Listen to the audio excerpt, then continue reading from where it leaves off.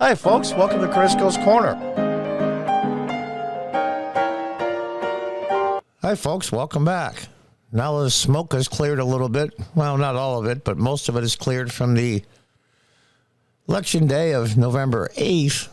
Everybody's getting on the Republicans because there should have been a huge wave, and it probably should have. But the fact of the matter is, I use a sports metaphor for the House of Representatives. The Republicans were, the Vegas odds before the election were plus 14 points in a football game. They were in the Super Bowl, and they're 14-point favorites. Well, they only won by 3 points. Well, you know what? Ask anybody that's got a Super Bowl ring that played in the NFL. It doesn't have what the score is on the ring. It just says they won. Yeah, could they have won bigger? Probably. Would it be easier to have a bigger majority? Yeah, probably. But then the next question immediately goes, Trump or DeSantis?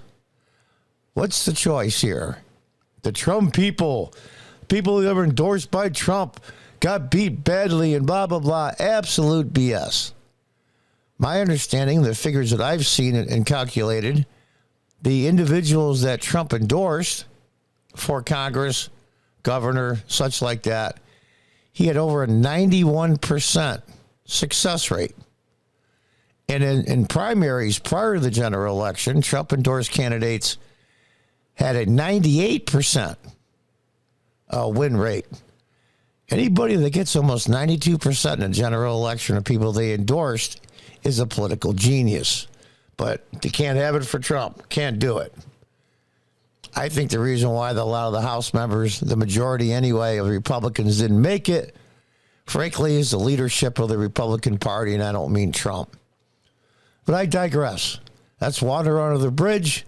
We can post-mortem the election all we want. So the question now has been put forth in all the mainstream media, including Fox and Newsmax, is, okay, 2024, Trump or DeSantis? I'm going to give you my 2 cents, and I will say up front, I am a huge Trump supporter. I've been for a very long time. I wasn't at the beginning in 2016, but I later saw what was really going on and what he really believed in. And I think it was articulated most by Milo Yiannopoulos. And then before you guys roll your eyes, he was on Timcast the other night, Timcast IRL.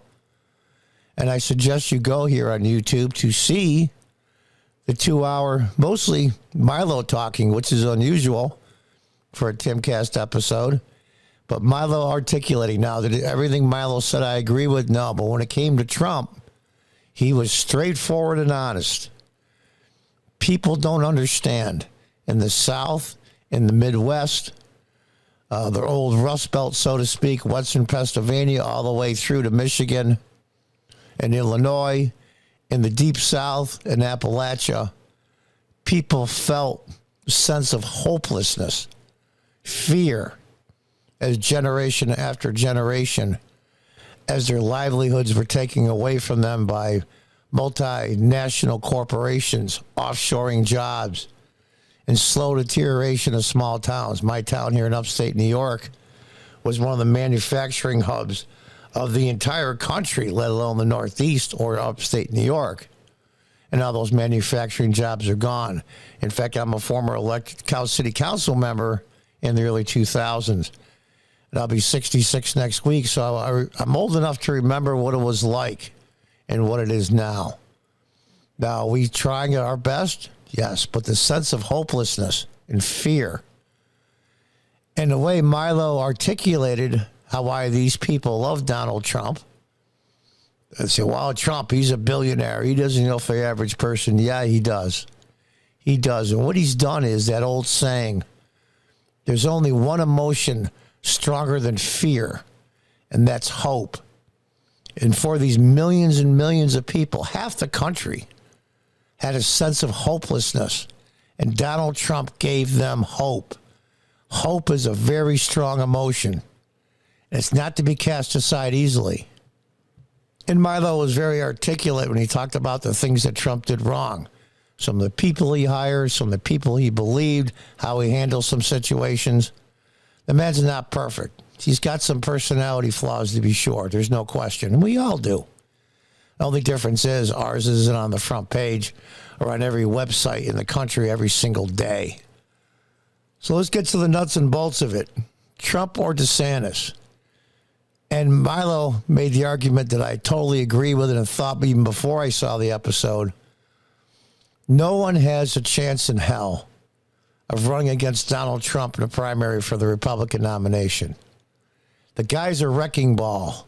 He's determined now to win back the White House, to be president again, to prove that maybe make up for all the mistakes that he made. He did a lot of good stuff, don't get me wrong.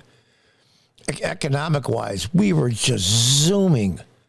Even people that hated his guts said, who was that one guy on MSNBC? These are the numbers of our life, of a lifetime. And of course, COVID came, and it all come crashing down. Mistakes were made by Trump and his people. And he believed people that were narcissists. I mean, he hired John Bolton for Pete's sake. I don't know what he was thinking. Maybe he was in over his head a little bit at the beginning. But I think he has the experience. But we'll talk about personalities for a minute. Trump is determined to be president again. Now, supposedly next week, he's making a huge announcement. I assume he's going to announce he's running. Trump will do anything, spend anything. He's already destroyed his financial life and his brand, so to speak. In all fairness, everybody in the political circles, so-called black and Hispanic leaders in the country all love Donald Trump. And in fact, Barack Obama said, I think when he was senator, every guy wants to be Donald Trump. Until he ran for president, all of a sudden he's a monster. He's the same guy he always was. Good, bad, and a lot of good. He's lost hundreds of millions, if not billions, in personal wealth. And he's determined now. Absolutely determined. He will say and do anything to win the nomination. I like Ron DeSantis. I think he's a hell of a governor. I think he's done an amazing job in Florida. Those of you that are older know what the Peter principle is. Leave DeSantis right now in Florida where he belongs. He's doing a magnificent job. Absolutely no question. Personally, I like Ron DeSantis. But I think it's not his time. As with anything in life, especially politics, timing is everything. Give Trump the opportunity to finish the job that is unfinished because of COVID.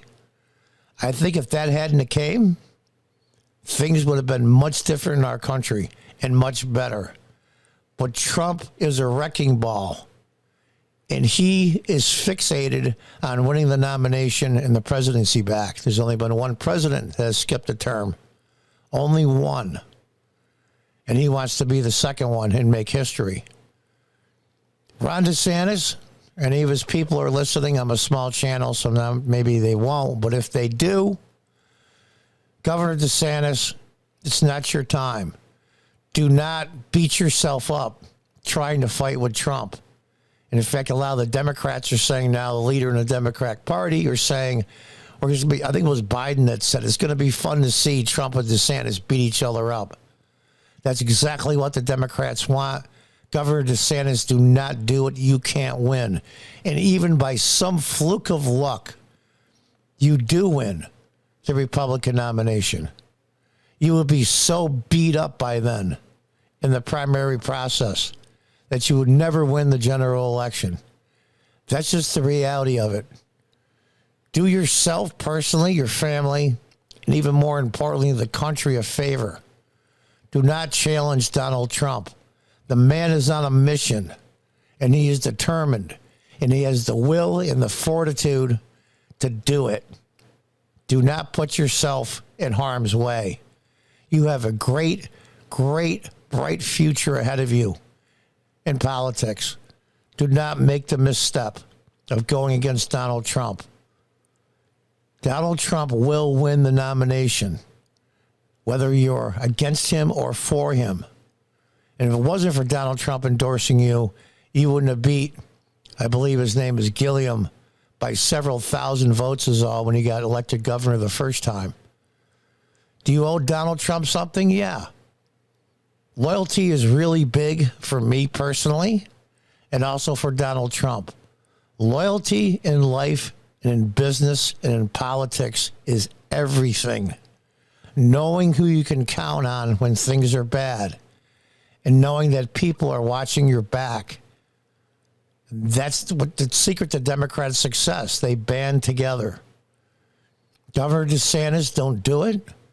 Trump is on a mission to prove the world wrong.